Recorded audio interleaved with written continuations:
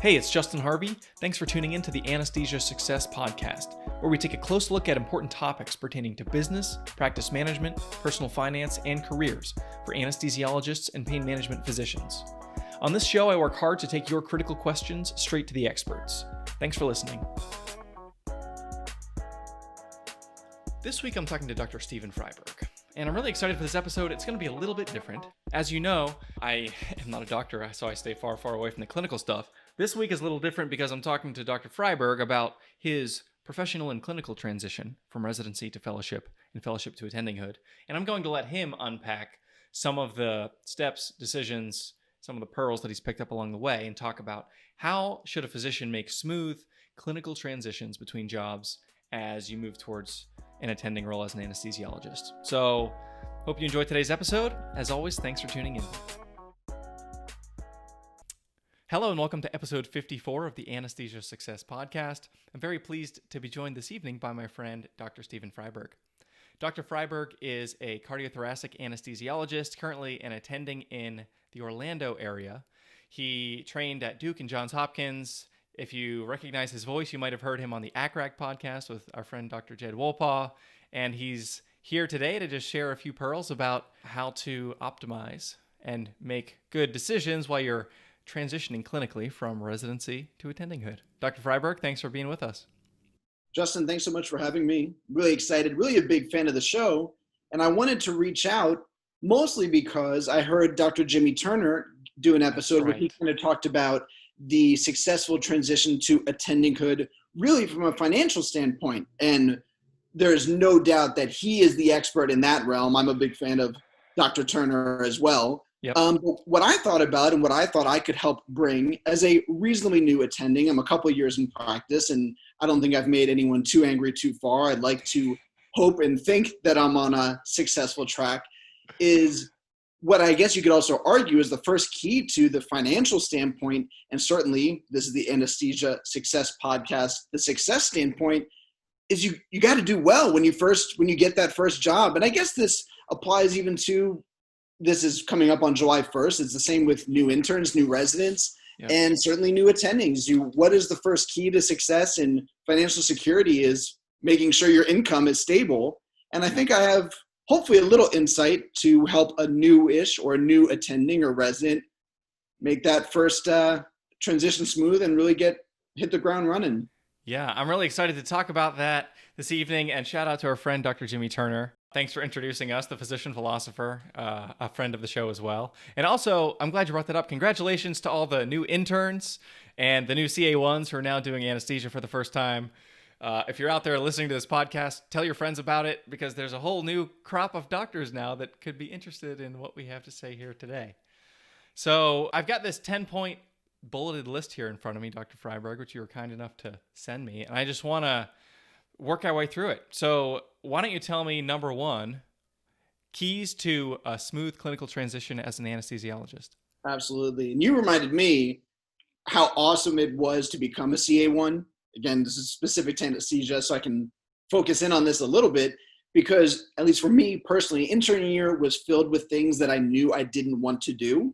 Yeah. And not to say that there's not some value in the year and you learn a lot, but to finally get to do anesthesia, just my whole life got better. My whole outlook improved. So CA1s, you made it. And those folks that are going into anesthesia in your intern year, well, it gets better. Yeah, I distinctly remember that transition for my wife. She had just moved to Philadelphia from Portland, and that first year living, in like a strange city for the first time, and just the crush of intern year was so, and it was a our relationship, we were sorting things out. We were in the same city for the first time, and it was just, I think about intern year and I think that's a very dark time. And then she came out into CA1 and it was like this, just, she was so relieved and hasn't looked back. So yeah, intern year's tough. And I think it corresponds with a lot of life transitions for a lot of people that tend to get clustered all at the same time. Folks graduate med school. A lot of folks like to get married or finalize relationships in some way, all the while you're moving to a new place. You might be purchasing a new home or renting a new home. There's so many changes that happen at once, not to mention you are now a real life doctor. So as much as we just stick in there, hang tough, you're going to do great, and it does get better. That's But right. I digress. That's right. So, I'm an anesthesiologist. I'm definitely obsessive, probably a little bit compulsive. I love making lists. And one of my favorite movies is actually High Fidelity, which has recently been done as a show on Hulu, which I can't say I've seen. So if anyone likes it, let me know. But I recently read the book as well, and it was kind of weird because it was one of those times where I had seen the movie before I read the book, and so the voices of the movie were already in the book. But anyhow, the movie is about this rather compulsive list maker. He's very into music, and he always makes top 5 lists. So I can relate intensely. So I did, in fact, make this top 10 list for making a successful transition to clinical practice. Perfect. Which we are going to post in the show notes, by the way. So anesthesiasuccess.com/54. You can find a copy of this list if you want to have it for a keepsake. Absolutely. So point 1, I actually say definitely starts even before you start as an attending, or I suppose even an intern as a resident, is to establish clinical excellence. And that really starts in training. And what I mean by that is I do think it's the responsibility of the resident and of the learner to maximize your training. Yes, you hopefully have great attendings who are there, great cases, great people to learn from, but you have to learn as much as you can and look for opportunities to learn whenever you can. If you identify your weaknesses, work on them. If you figure out, hey, I'm really not doing so great on this peds rotation, or I finished my peds rotation, I think I could use some work, that's what you should focus on. I would argue that if you're planning on doing a fellowship or a subspecialty of some sort, spend time in areas other than those. If you're going to do, for example, pediatric anesthesia as your fellowship, spend extra time in cardiac or regional or OB, whatever it is, because that's the time to really hone those skills when you're going to get an additional year in peds, for example. So I really tried to do that, and I think it helped maximize my education. And ultimately, I ended up in a position where, yes, I'm a cardiothoracic anesthesiologist, but I do a little bit of everything. And I do nerve blocks, I do nerve catheters, I take care of healthy peds. And I think had I not maximized my education the best I could, I may have limited myself in the job opportunities available to me. As you knew that you were going to do cardiac, did you make any decisions intentionally? Like what was the thing that you did in advance of the fellowship to say, oh, this might be my last shot to do OB or to do peds? I quite literally did exactly that. At least the way the residency was structured at Hopkins, your CA3 year is pretty open to make the selections of the rotations that you'd like. So I did additional time in thoracic, I did additional time in major vascular, peds, etc., because I knew, and at that point, I think, I'm trying to recall the timeline, I want to say by end of CA2 year, you actually even know where you've matched and where you're going. So that was pretty much locked in. And so I was able to really sort of maximize what I wanted to focus on otherwise during my CA3 year. And the other big thing is that, let's be honest, residency can be a grind. And some days it's easy to phone it in. You put the tube in, you turn on the SIVO and, go on the internet. Not that anyone's ever done that before, or read the newest article, whatever it is. But, I really just try and push myself on days that I feel like I was wanting to phone it in, find something to work on, find something to perfect. How smooth can you get your wake up to be? How perfect can the hemodynamics be for your case? Or think about, what is my attending really an expert in? Is this person the absolute world expert in neuroanesthesia or whatever it is? Ask them about neuroanesthesia. Really take the opportunity to push yourself, because I would argue what matters more than where you go to train, it's how you maximize that training. The best anesthesiologist is going to be the one who puts in the best effort. It doesn't matter whether you go to the quote unquote best school. So I really think that you take the opportunity to maximize your time as a resident or even as a fellow. That sort of mindset should continue. That's the first step in being a successful attending. Yeah, that makes a lot of sense. Let's talk about number 2, trust your training. Absolutely. So it is terrifying to roll in your first day, second day, whatever it is. Maybe your new job has a pretty lengthy orientation process. I know some places you get paired on with another attending for anywhere up to a week or two, not even because they don't trust you or that you don't know what to do, but there's always a lot of systems to learn, a new medical record, learn the surgeon, etc. My orientation was about 3 hours. I was paired with an anesthesiologist. He made sure my Pyxis axis worked.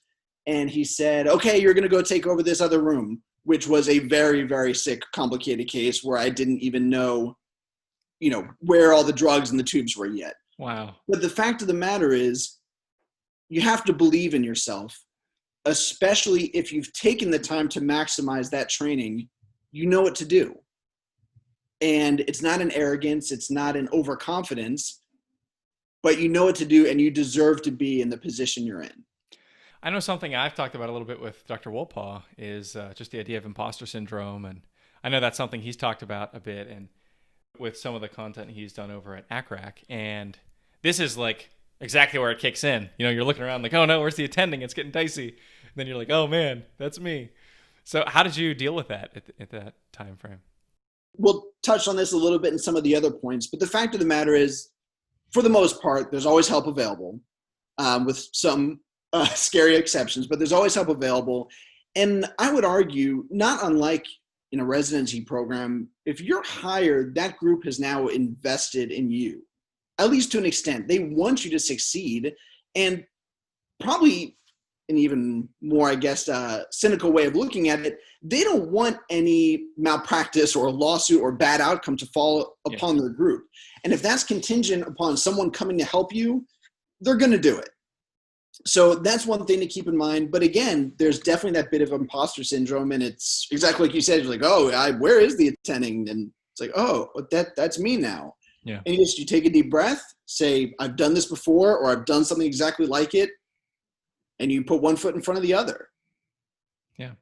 And I think that, similarly, as I said, you trust your training, you have confidence, but also have humility.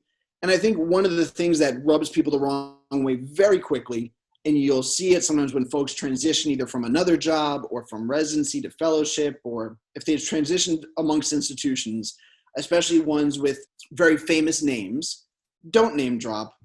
It just drives people crazy if you say, oh, this is the way I used to do it at Man's Best Hospital or whatever it is. Or, it will get under people's skin so quickly, just if they're doing it a different way. And especially if it's a safe anesthetic, say, great, never done that way. Show me how you do it. Or even the more subtle way can just be something simple as, I've never done it that way. Can I show you what I like to do? I think it's a little less grating than when people start name dropping. So I'd keep that in mind. What about during my time in Boston? Is that acceptable? I think it's better. I do think it's better than naming any of those given hospitals. I think it might smooth over a little bit more. Cool. And then again, in conjunction with trusting your training and being confident, also remember that a simple, straightforward, and safe anesthetic will gain you more traction than coming in and, suddenly trying out new things. It's not unlike, when you take the oral boards, they're asking you to do what's safe, and they will throw out options that is going to be weird. And if you start talking about an anesthetic that you don't know how to do, they're going to nail you for it because they can tell you're giving something that you've read in a book or in theory. And that's okay. Like, you don't need to do some weird esoteric anesthetic because someone else does it if you know this is the way I can do it safely. There's time to address to a surgeon's preferences and things like that, and flexibility is an important part, but safety comes first. Yeah, that makes a lot of sense. So you talked about flexibility as number 3. Be flexible, things will change.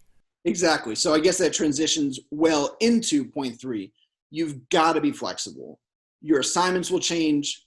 The surgeon will change who's doing the case or change their plan. And again, as long as it's safe for the patient's care, try and adapt. Because I think it goes such a long way to be someone that's adaptable and flexible. If you get a big change or a schedule change, a simple, I got it, no problem, probably doesn't seem like much. And to be truthful, it probably won't garner much attention, but will gain a lot of negative attention is if someone gives you a change of some sort and you're inflexible and you whine about it and you stomp your feet or cop an attitude, that will garner attention. And that's not the sort of attention you want in your first job. No kidding. Can you remember a time when you came into a case or you were prepping for a case and the surgeon is like, you know what, can we maybe consider doing something a little differently? And it was a surgeon's preference that you wanted to try to, sort of straddle the line between accommodating a physician and advocating for patient safety, and you had to sort of like figure that out? I'm sure there's more times that I can even come to think of. And again, a lot of it will come, and I think I'll mention a little bit about communication and expectation setting, and even just how you frame things. I might be jumping the gun on my list a little bit, but the classic example you always hear about is NPO violations, that the patient ate or whatever it is, and the surgeon will say, well, but we got to go now. One of the ways I'll phrase things to surgeons that I think maintains an element of flexibility and a can-do attitude, but also patient safety, is I don't say, and I've seen colleagues do this, oh, the patient ate, case is canceled. I will say to the surgeon, look, the patient ate 2 hours ago. If you think this is critical, life-threatening, we're going to do it. Otherwise, I will do the case for you in 6 hours.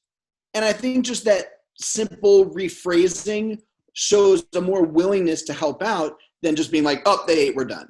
And I think that can go a long way. Yeah. And I think that's a nice segue into number 4. I'm noticing a lot of these are universal truths. Be polite.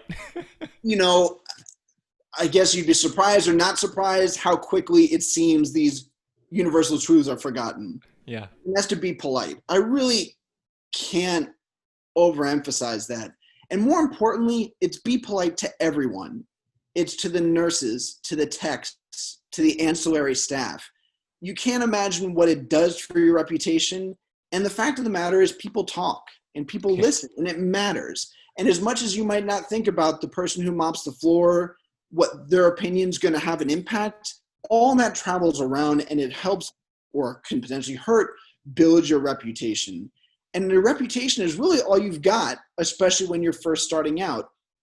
And I've listened pretty recently to a podcast where, they talk about a lot of times you like to advocate that, oh, I don't care what people think of me. And I think there's value in that.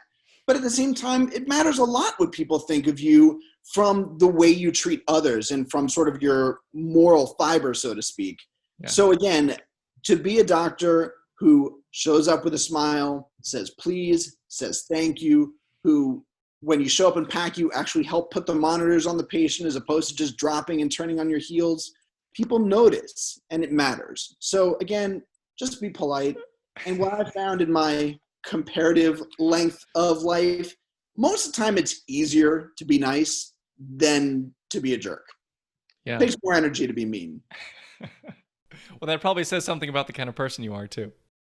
Well, I'll tell you, I'm a lot more likely to let somebody, like, if they say, I just got to like be honest and be myself. Like, if that person who needs to just say what they're going to say is coming from a place of like, yeah, I'm a respecter of all human persons, both high and low, and does treat everyone with that like fundamental dignity, that's going to give you credibility when you have a tough conversation or when you say something that was taken the wrong way, or you have that, you just have that relational capital with people, and they know, you know what, this is somebody who cares about people. And maybe he, in the heat of the moment when there were like 16 physicians in this room trying to handle this case that went awry, like he said something or whatever that he that he regretted, and you can move on from a place of that common understanding. Exactly. And remember, a lot of the folks at any given institution have been there a lot longer than you have, and you might not think it matters, but again, this one scrub tech or this person mopping the floors or whatever it might be might have known the surgeon you're working with for the past 20 years. And in some strange ways, they might trust that person more than they trust you. And that's okay. They have more of a relationship with them, but all the more reason you don't want them bad talking you, especially if you've given them reason to bad talk you. So, right as we kind of get to the midpoint of this list, one of the more senior partners when I was first starting said to me, he said, look, man, being flexible, being easy to work with, and being polite will take you farther in your career, really more so than the speed with which you can place a central line or your ability to do some regional, some obscure regional block, is really just the way you interact with people. And I think you can't undervalue that. Yeah, that reminds me of a story. There was a guy, like, an older person in this company who would hire people, and he had this like local joint that he would always take them for lunch for the interview.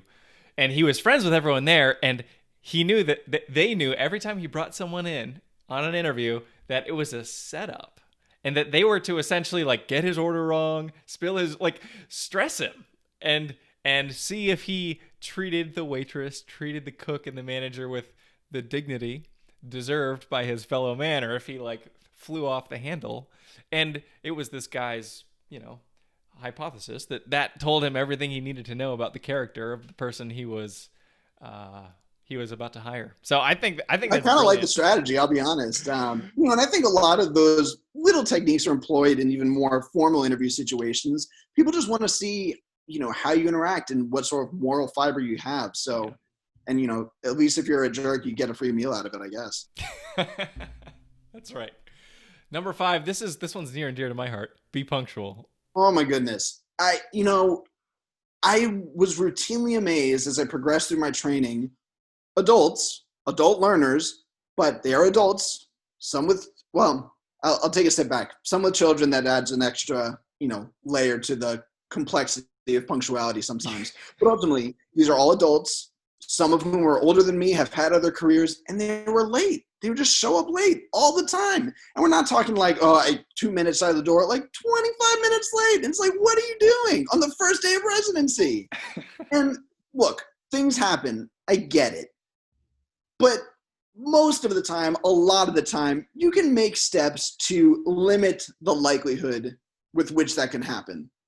And so let me tell you, it was on my second day at this job, I will stand by, miscommunicated into showing up late. And actually, frankly, it wasn't even technically late. It was later than is the typical expectation of the pre-op staff with which they see the attending anesthesiologist. And that news spread so quickly that I got a call from the division chief, shortly followed by the chief of the group, inquiring about why I was late on my second day. It's not a good feeling, and it's not a good way to start. And I felt like I was doing pretty aggressive damage control from that, minor error for, I'd say, a good month. So learn from inferior people like myself and just show up on time. Get up a little early, enjoy your coffee if you're there too early. Just be on time really speaks volumes. And look, the fact of the matter is, in many institutions, the culture is a lot of other physicians are later than we are. And for whatever reason, that's given more leeway. But certainly as a new physician and as an anesthesiologist, you will not set yourself up well to try and, test that dynamic.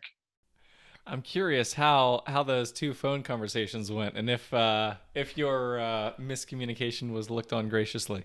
I don't think so. I don't think it was looked on graciously. And on top of that, I wasn't in a position to sort of throw the miscommunicator under the bus, nor did I feel like it was really their fault. And I said to the person, I said, I'm not really understand, how I was late. This is what time I was in the pre-op area, and I was into the OR, 5 minutes early. And he said, well, that's not how we do things here. You need to be here by this time. I said, okay, so sorry. Won't happen again. And he said to me, he goes, look, you're new here. You don't want to make waves. And I was just like, not trying to make waves, man. I just didn't know what time the culture was to arrive. So, if you can get that information early, that's probably helpful too. But, that comes down to, if you make mistakes, you own it. I didn't get long into, but so-and-so told me this. It was like, sorry, didn't know, won't happen again. And just kind of kept moving on from there. Makes sense. Number 6, be collaborative and empowering.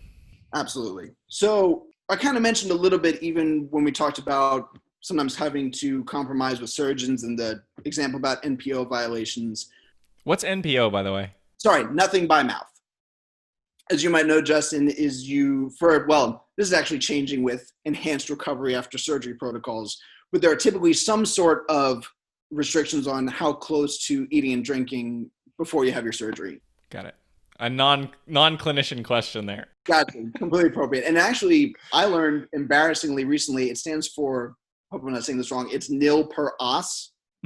which I think is Latin or some smart person language for nothing but that. Got it. But again, so much is just how you phrase things. But being collaborative and empowering, I think, is especially germane in anesthesia care team models in a supervisory situation, whether it's with nurse anesthetists or residents or anesthesia assistants. I think you might have a little bit more leeway to be prescriptive, especially when working with residents. They are training and learning after all.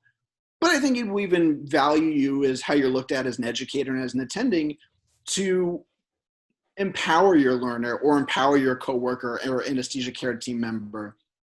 Again, remember, you'll be working with folks who might, one, be more experienced technically than you are in terms of how long they've been working in a given field, or at minimum, they may have been at that institution longer.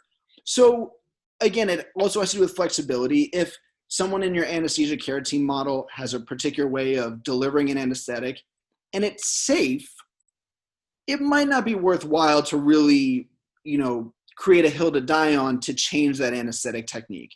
In fact, you might even learn something.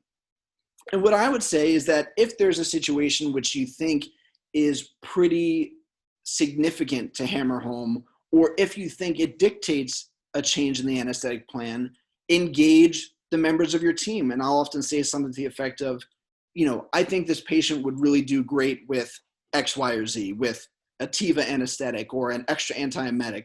What do you think? How do you like to achieve these goals? How do you think we should address his critical aortic stenosis? And I think guiding those conversations can, one, often teach you a thing or two, and again, empower the members of your team. And I think when a person feels empowered and not micromanaged, really helps the way you're looked at and really helps the way you're able to work in your team. Again, whether it's other surgeons, anesthesia professionals, it all just goes to teamwork, can really go a long way. And I think great strides have been made to move away from the sort of solo superhero cowboy physician and recognition to how important it is for medical teams. And that certainly is no exception in anesthesia.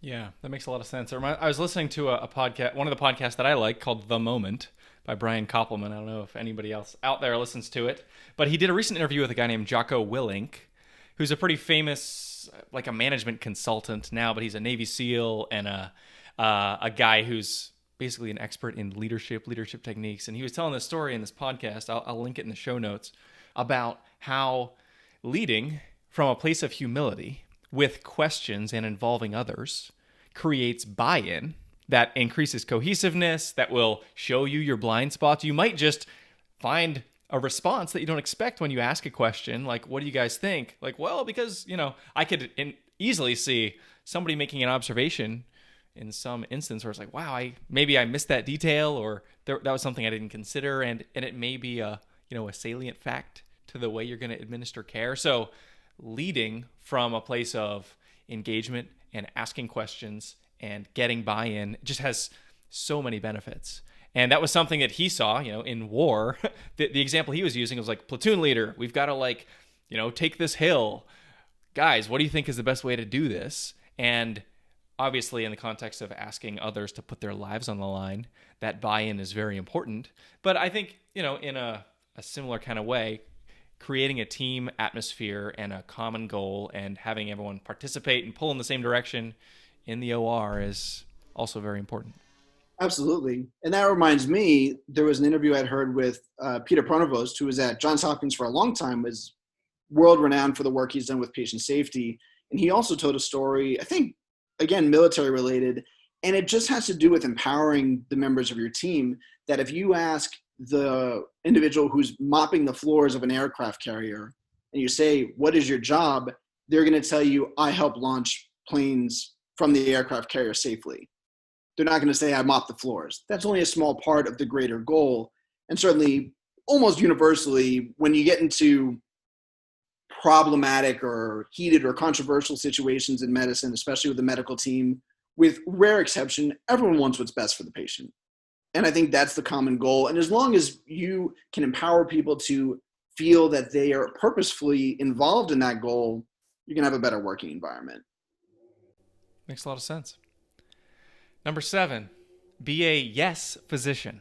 What does that mean? So I think classically it's heard of, it's the thought is, be a yes man, but he for she and lady physicians and lady bosses, all that great stuff. And I really am all for it. So I think yes physician is probably the better way to describe it. And again, shout out to Dr. Jimmy Turner. He says he has a hell yes policy, meaning that if something doesn't make him say an enthusiastic hell yes, he doesn't do it. And I get that policy and I love it. But at the beginning, it might be prudent to bend that just a little bit and be willing to take on, responsibility or to say yes to things that maybe doesn't give you quite the hell yes feeling. Or even more so, look for the opportunities that do make you say hell yes.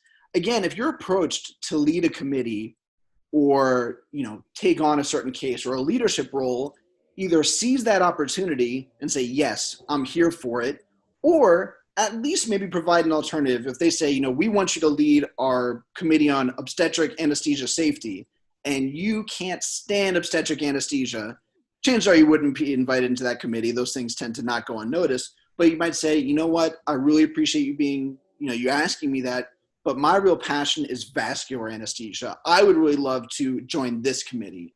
And I think, again, that shows your willingness to be involved and that you're here for the team and to make your group or your practice or your residency program better. And so I think if you, again, say yes to a variety of opportunities, some may surprise you in that they might turn out to be very wise decisions that you come to love, or certainly at a minimum, it again shows that you're, to torture the catchphrases, that you're probably the go-getter that you more than likely advertised yourself to be when you interviewed with the group. Right. So, again, it's not a good impression if you say, you know what, I'm here, I'm a leader, I'm a go-getter, etc. Those are all things we say in an interview, and hopefully we mean them. And if you're new to a group and they say, for lack of a better word, all right, prove it, and you go, no, not interested. Again, these things are remembered. So again, if something, literally gives you chills or corrupts your inner well-being, I'm not saying to go for it, but, give a little bit of wiggle room to the hell yes policy and look for those opportunities. And certainly from a clinical standpoint, when it comes to caseload and getting cases done, especially at the beginning, I'm all for work-life balance. It's important. We should prioritize our well-being. But again, you're here to show that part of the reason you're brought on to this group or this team is you're here to do the work. So at least for the beginning, first few handful of times, hey, are you willing to stay late? Can you do this extra case? The answer should be an unhesitant yes.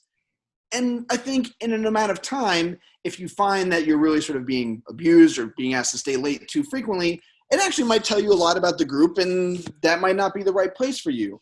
But overall, I think you should show that willingness to stay late and work hard, etc. And it really does speak volumes. That makes a lot of sense. Were there any opportunities for you, maybe early on, or maybe even in your residency or fellowship days, where you implemented this policy and perhaps you had to reconsider your knee-jerk reaction, say, you know what, I'm gonna do exactly what you just described? Or maybe that's something that you learned along the way. I'm going to be very, very personal with it, is that, and I'm not telling this story with which to brag in any way, it's just the truth experience. I was humbled and honored to be chief resident at Johns Hopkins, and it was a great opportunity. I learned a lot, but it's a lot of work, and it's a lot of responsibility, and it's a lot of dealing with interpersonal challenges, as I believe your wife will find out soon enough. Yep. And it was a wonderful opportunity, but I couldn't wait to be done with it when the time finally came. And right around that time was coming up, I got an invitation from Duke University, where I was about to start my fellowship, is that, would you be willing to be our chief fellow? And, again, I said to my wife, she goes, there is no way you're doing this. After, the amount of time she'd watched me make schedules. And I quite literally said, this is exactly what I told this program that has been kind and generous or stupid enough to match me, that I am a leader. I'm here to go ahead. And as exactly I said, they're basically saying, before I'd even started the program, can you be a leader? How am I going to say no? Yeah. And I think that helped establish, hopefully, the reputation I set for myself as I started the fellowship there. And hopefully they didn't come to regret that decision too horribly after a year's time. And ultimately, I didn't either, is the truth of it. So, Yeah. And that one does hit close to home because, anybody out there who has a significant other who's married, like, you're not just committing for you. And similarly with Sarah, we're talking about her being a chief this year. And she's like, what do you think? And I was like, well, I think it sounds like an amazing thing. And I want you to absolutely like go for it. But we reflected like, it's not just her, it's kind of our family, and it's me and it's our son who are all in her corner and supporting her, but also we're all kind of contributing to that. We have skin in the game. And it's, that's something that, well, I agree with everything you said. I'm also cognizant of the fact that there's competing priorities in life, and your job is what it is. And it's very important to take excellent care of patients and to be a leader. And you've got to hold that intention with, caring for your loved ones and doing the other things that are very important to, like you said, your mental health and other things. So I think that probably takes a while to just kind of learn. And really, one can't trivialize in any sort of way the experience of a physician's family, especially through training or even after training. Because it is it's really a journey taken by all parties involved, and it can be incredibly challenging and burdensome. And I think communication and expectation setting is really, I'm clearly digressing here, but is really the key to success in that regard. And even to say to your partner, look, these first 6 months, I'd rather be home with you. I'd rather be home with the kids. But if you can offer me a little bit of grace for a couple late nights that I, might not be home for dinner, might not be able to put little Jimmy to bed or whatever it is, I think as long as they understand that this is hopefully a temporary component of your journey and that you're trying to build success for your family as a unit, hopefully you're involved with a partner who, understand, and you share that sort of goal and value together and can, offer a little bit of grace for a couple missed appointments or whatever it might be. But, I can say as a husband and father, try not to make it too much of a habit. Yeah. I mean, 100%. We could have a whole other episode about that, and maybe we will one day. Maybe we could do the 2.0. Okay. Number 8, look to add value outside of clinical anesthesia. Absolutely. So it's expected that you will be a great clinical anesthesiologist. It simply is. They wouldn't hire you if they didn't think so. No one hires someone into a group thinking like, they should be able to get the job done. It's just not what it is. So how else will you add value to your group or your practice? And again, this is an opportunity where I think you can, be a little bit more selective. Is what is it that makes you say hell yes and go for it? Are you passionate or skilled in quality or administration or research or education?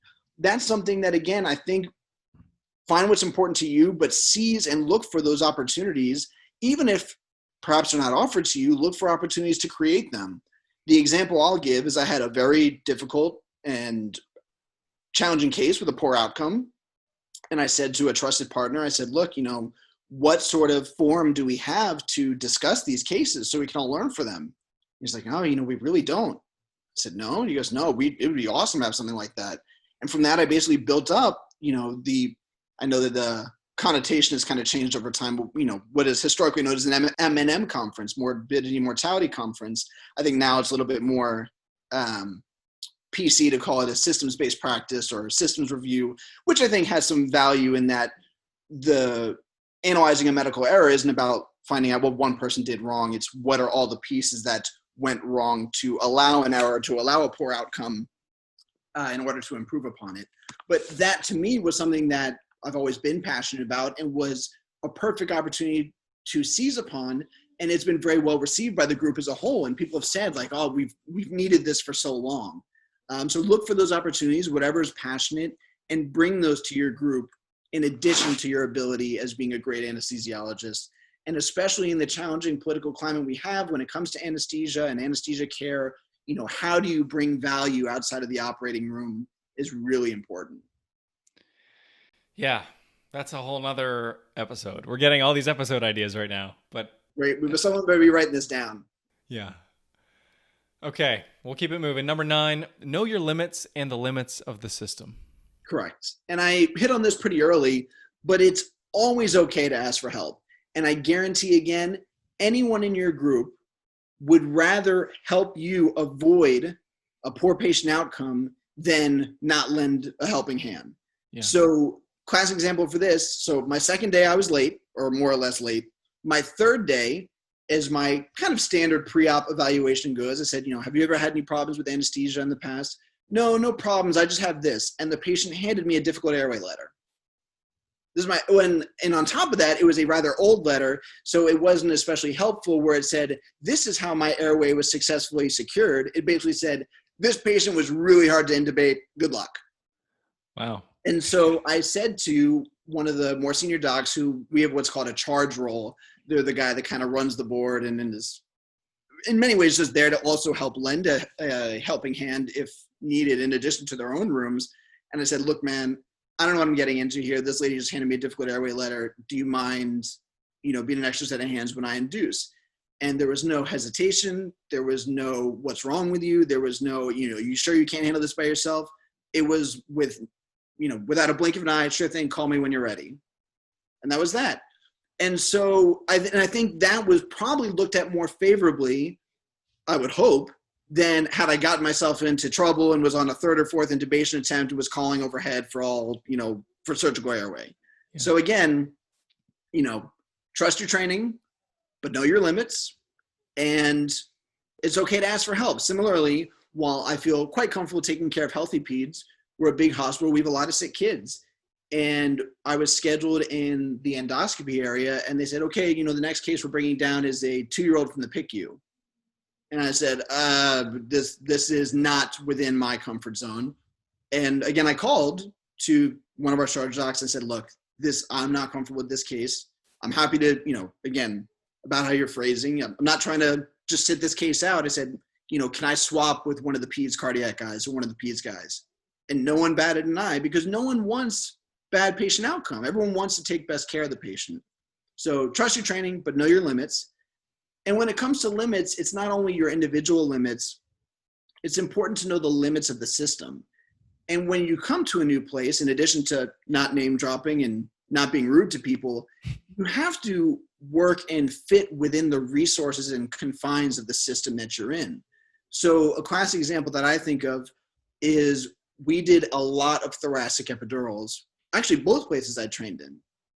So Justin, non-clinical person, epidural, you've probably heard when women have babies, when they go into labor, kind of the same idea, but we actually place it higher up in the back and it's useful for thoracic surgery or certain abdominal procedures. But for a program with thoracic epidurals to succeed requires a lot of pieces to be in place. You need nurses who are well educated about thoracic epidurals and how to use the pumps or how to troubleshoot them or what to look out for a problem. You need a team of either physicians or advanced healthcare practitioners who can round on those epidurals and make sure they're working appropriately. All these pieces need to be in place. And at the group that I arrived in, they didn't really have those pieces. And they've even said that they've struggled in the past with a successful thoracic epidural program because of some of these pieces. So it would not do me any good to necessarily drop and say, well, I think the best thing for this patient is a thoracic epidural if there's not sort of the support and resources for that to be a useful solution. So it's great to bring ideas and bring change. And hey, maybe that's something you can take on as a new physician to build upon that program if it's something you're passionate about. But you have to know what works for your system. And again, it all kind of blends together. Flexibility, adaptability, and a go-getting attitude is certainly the ways you can bring change even within limits of a system. I'm curious, with that tough airway, how'd it go? Oh, it was actually really easy. I mean, and it's not a bragging point. I suspect that it was an older letter and airway equipment has evolved substantially in that time with video laryngoscopy and whatnot. So yeah.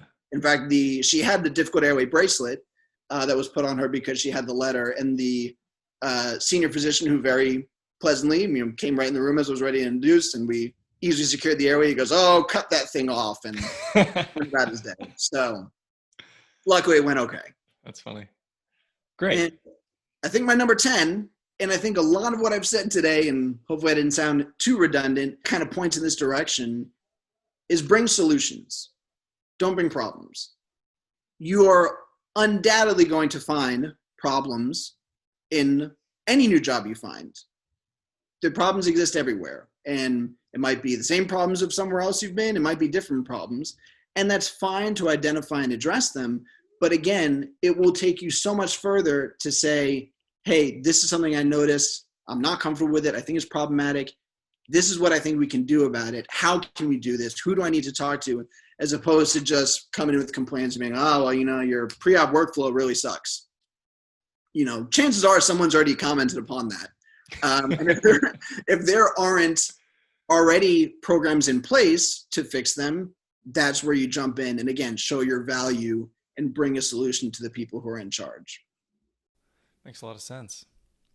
So I want to close, Dr. Freiberg, with a question that I ask most of my physician guests. I don't know that I prepared you for this in advance. I'm curious to hear what you have to say.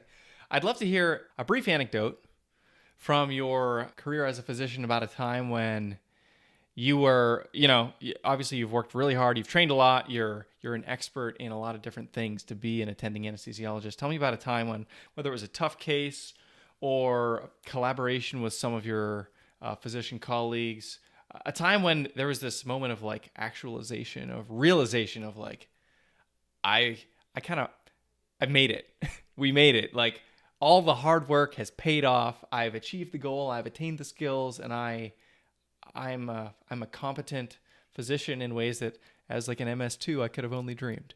Right. Oh man, I still get hit with those moments every now and then, and it's funny because I'm lucky to work with a group that I really like. All the folks that I work with, and we text and we ask each other clinical questions. And there's folks that like one day I literally will text them. I will just shoot a text like, I'm the best anesthesiologist in the world. And at the following day I'll be like, dude, I'm gonna get fired. Like, again, not because anything bad thankfully happened, but just I keep a critical eye on myself and my own performance. But if I had to pick a case, I guess it was a case that had been kind of punted along the way. I think largely because no one wanted to deal with it.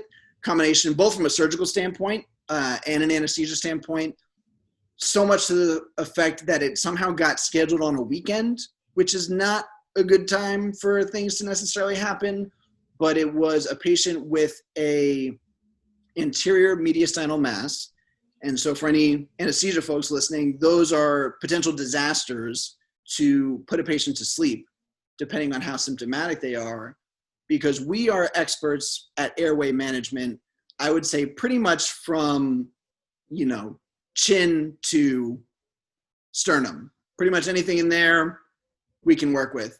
Anything beyond that, there's not a whole lot we can fix. And I wasn't convinced that even my surgical colleague quite understood what we were potentially getting ourselves into. And I guess a really bold physician may have just said like, oh, no way. But again, in sort of phrasing things and tuning things, I said to the surgeon, I said, look, I'm going to do this case. Either you put in what we call, awake groin lines so that a patient can go into ECMO emergently if they need to, or I'm going to. And he was like, yeah, whatever you need to do. And kind of went about his day. And I think that's a pretty bold induction plan. One you probably sounds good and oral boards and all sorts of things like that. But it's a lot to, tell a patient to go through. And I coached the patient and explained what I was concerned about and how this is different from how we normally do things and all the kind of plans I put in place. But, I made sure the perfusionist was in the room. I told the nurses what I wanted. And I really think that in that moment, I took control of the situation, informed the patient, did a very sort of complicated induction that was executed better than I could have dreamed. And hopefully that was a mix of skill and luck, as I think a lot of great things are. And I think it was that moment, quite specifically, that I inspired the text to some of my friends where I said, I'm the best anesthesiologist in the world, that I got him, through this induction safely. So that was a good moment. I'm sure there's been more of them and more that are maybe a little bit more touchy-feely about times that I really know that I made a patient feel good and all that good stuff. But that one stands out for me anyway. Awesome. Well, thank you very much for sharing that story, and thank you for joining us today on the Anesthesia Success Podcast. It was a pleasure, Justin. Thank you so much for having me. I look forward to maybe podcasting more on some of these ideas we came up with. And again, best of luck to all the new attendings, all the new private practice docs, residents, interns. You're going to do great. Take my tips, believe in yourself, work hard. And I still think medicine is the best field there is. So you're in the right place. If you liked what you heard this week, head on over to anesthesiasuccess.com, where you can find more content and free resources to help you build a successful career in anesthesiology and pain management. If you wanted to leave a review in iTunes, I would also really appreciate it. Thanks for using some of your valuable time to join me today on the Anesthesia Success Podcast.